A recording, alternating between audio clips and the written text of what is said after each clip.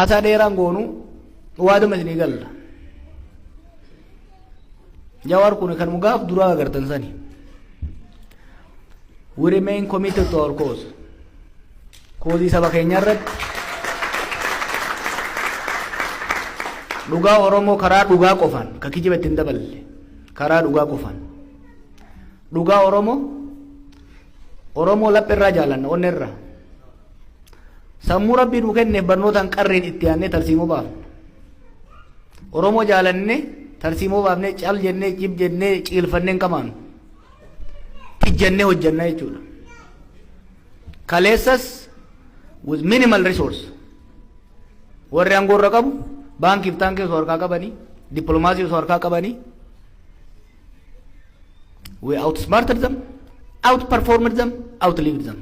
Yeah? Har'as hin shakkina. We are better experienced today. Duraan irra caala theory deema turre. Now we have seen the system from different directions. System biyya sanii dur alaa gallaalla theory. Amma biyya keessa inni laallee booda hidhaa seennee immoo macaroo keessa laallee jirra sirna san macaroo keessa. Macaroo alaa fuula isii rifeensa isii laalu turre biyya sana. Keessa dhaynetti qullaa isii laalle qaama isii. Hidhamne immoo macaroo keessa maaltu garaa isii keessa jira meeshaan garaa akkamii hojjetaa isii agarree jirra jechuudha. Waan baay'ee isinitti himne. But we have a plan. We have a strategy. We'll prevail. Wanni dura goonu. Wanni biyya dura goonu. Dura wanni hojjetamu qabu siyaasaa keessatti qabsoo keessatti dura situation isirratti analyze gochuudha. Where are we as a society? Gammachuu wajjirree hoggaa asoofnu waan tokko emphasize godha. Jalumaan dida. Oromoon bakka irra ga'e kana sirriitti hubatee acknowledge godhu itti gammaduu qaba. Hoggaa shantaman amma yeroo baay'ee hoggaa arru baruma baraan dhumnaa gara tokkoon dhaynee Oromoon tokkoon taatu maaliin taatu kijiba bar. Biyya san keessa akka Oromoo tokko ta'e hin jiru. Ormi paartii shantama qabanu sadeen takka sadiittu adda ba'uun siifan ta'e hin qabnu. Hoggaa shantaman dabre kanatti bakka Oromoon hin jirru irraa kaaneeti bakka baay'ee geenye jirra jechuudha. So the first step eessa geenyi ka jiru ummanni keenya eessa ga'e jabinni keenyaaf laafinni keenya maali hawaasummaan keenya qaawwi isaa maali diinagdeen eessa jirra where are we because we are not where we were 4 years ago let us alone 40 years ago. So situational analysis gaarii hojjechaa jirra hojjennee jirra jechuudha. Kan keenya qofa osoo hin ta'in kan faallaa keenyaa jiru mooraan faallaa keenyaa eessa jira geopolitiksiin naannoo sanii garam jira kana keessatti akkamitti naavigeet goonnee dantaa saba keenyaa fi dantaa uummattoota biyya sanii eeysifna ka jiru irratti karoora baafannee deemaa jirra. Karoora kana keessaa inni dura biyyi balaa hamaarra geessee jirti. The civil war that is ravaging the country has created a lose-lose situation for everyone. Nama hundaafuu rakkoo keessa galchee jira jechuudha. Kanaaf prioritiin kan kennamuu qabu lola dhaabu irratti. We must end the civil war. Otherwise there will be a dangerous disintegration. Kanaaf kana irratti fuulleffanna. San booda adeemsa lola dhaabuu fi nagaa buusuu san keessatti sabni keenyaa fi uummanni kun haqa isaan malu akkamitti argata ka jedhullee we have ideas. We have ideas, we have plans. Akka paartiitti karoora lafa kaa'annee deemaa jirra jechuudha. Inni guddaan irratti fuulleffannee deemaa jirru garuu ce'umsoota amma dura dhufan irratti jijjiiramoota amma dura sabni keenya gumaata guddaa itti godhee fide irratti yeroo hunda missed opportunity jechaasuma jiraanna oosaa kana irratti hoggaa wal geenyu yeroo hunda missed opportunity. We don't want to miss the next opportunity. We will not miss the next opportunity. Why? Because we are learning a lesson. The most important lesson. The reason we keep missing opportunity is because the opportunity always comes when we are unprepared. Faranji maal jetti. Faranji wanni jettu luck wanni jamu kuni. When preparation meets opportunity, you get lucky. If you are not prepared, fakkeenyaaf oduu amma warqina si garroobe. Harki kiyya keessa jiraanna lafuma ganna qama beeki. Harki kiyya gadi baanaan garuu dafee jalqabadha. So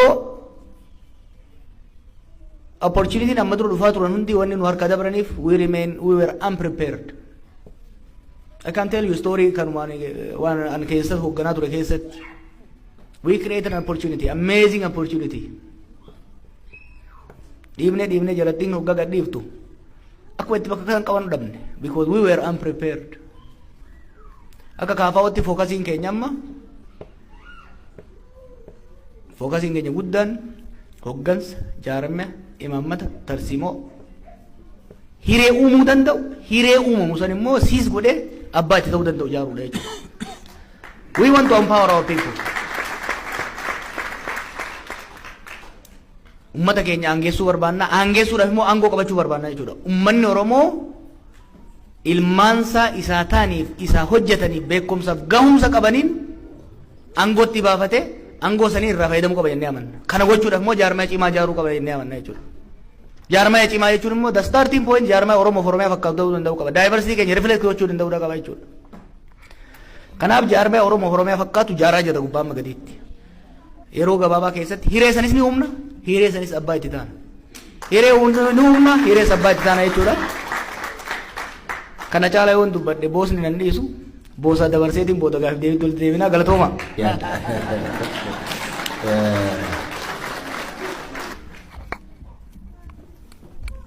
Akkam jirtu?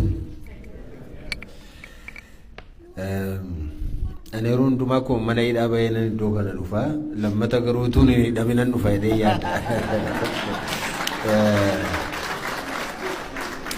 Amma abbaa biyyaa taane abbaa aangoo taane biyya keenya dhuunfannee wal argina kan jedhu abdii qaba gara fuulduraatti rabbi nu gargaara isinis du'aa nu godha.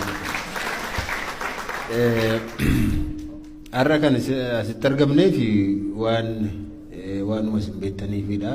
Dubbachaa as geenye ji'a tokko turre irraa egaa gara North Amerikaa kanatti qajeellee naannuma sana ta'uudhaaf jedha. Bakka hundumaatti waanuma wal fakkaatu dubbachaa dhufnee galatoomaa jedha sagantaan keenya. Maqaan tuurii keenyaa kuni galatoomaa kan jennuufis immoo dhuguma galanni uummata keenyaaf waan ta'uufidha.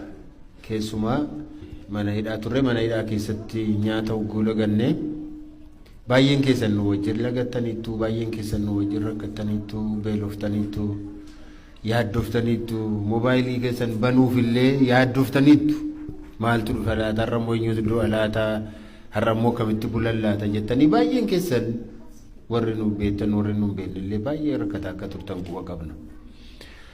Waan sun bu'aa buuseeraa hin buufne jennee yoo har'a wal falmine gatii hin qabu bu'aa guddaa garuu buuseeraa. Bu'aa isaa keessaa inni tokko namni garaasaaf jecha akka obboleessa isaa hin gurgurre barsiifneerra.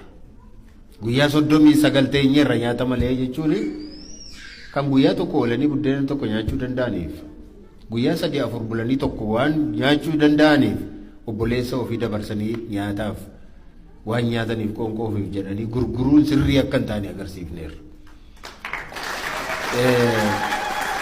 Kunuma jiraatama.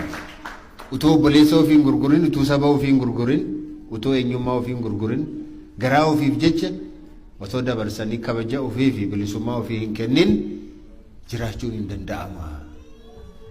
Oollee bullee guyyaa tal tokko nyaanne eega yeroo sanaati namichi kun amma